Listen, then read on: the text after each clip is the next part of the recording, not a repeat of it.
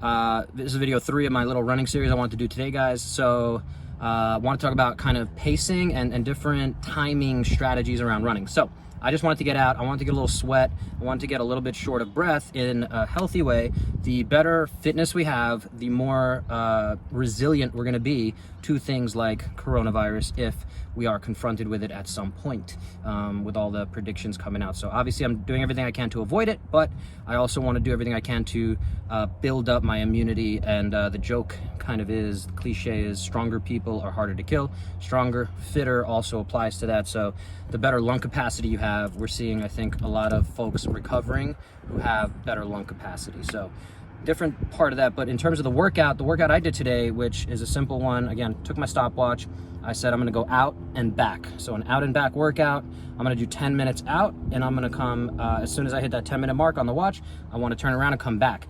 Now, this is an aerobic capacity kind of workout I got from Chris Hinshaw. I took his course when I was in Dubai through CrossFit and aerobic capacity. He works with a lot of the top CrossFitters and a lot of endurance athletes. He has a huge history of being a triathlete, I believe, as well.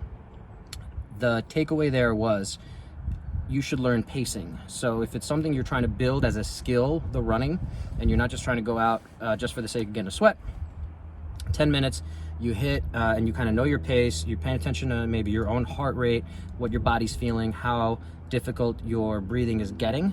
And so you go out to a point. I took note of what point I started at and what point I finished at. If I redo that workout, maybe next week, as soon as you hit 10 minutes, you turn back at the 20-minute mark, meaning you did 10 minutes, if you're pacing, you should finish right at the 20-minute mark where you started at the beginning of 0, right? So it makes sense, simple concept, something I'm a big fan of. And there's many ways we can incorporate different time domains in these workouts. So another one would be, I have a hill right here, right in my street.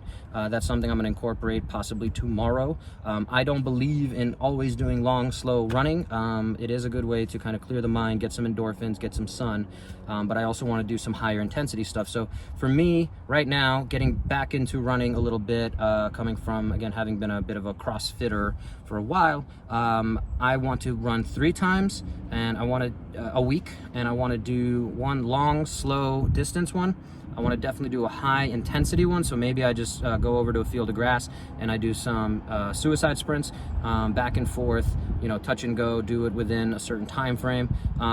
There's the beep test, another good easy workout to do. And then I want to maybe do something in between that, intermediate. So I might do stair sprints. If I go on a trail, I don't know if they're going to close down the trails here, again, being careful of other folks, but just working on kind of that ascent, that climbing. We do have some stairs here, but the stairs, I think a lot of people have those ideas, and it's hard to avoid other humans, so I'm trying to avoid that right now. But yeah, I like to play around, have a concept in my mind of how I want to structure my running program. So if you have questions about that, let's chat, or let's get you connected to a running coach or a triathlon coach, depending on what it is exactly you want to do. But in terms of keeping your tissues healthy, I'm your guy. Let's talk. Let's get you fitter. Let's get you healthier. Let's get you avoiding injuries and things like that. So have an awesome day, guys, and go Tech. Got my high school shirt on.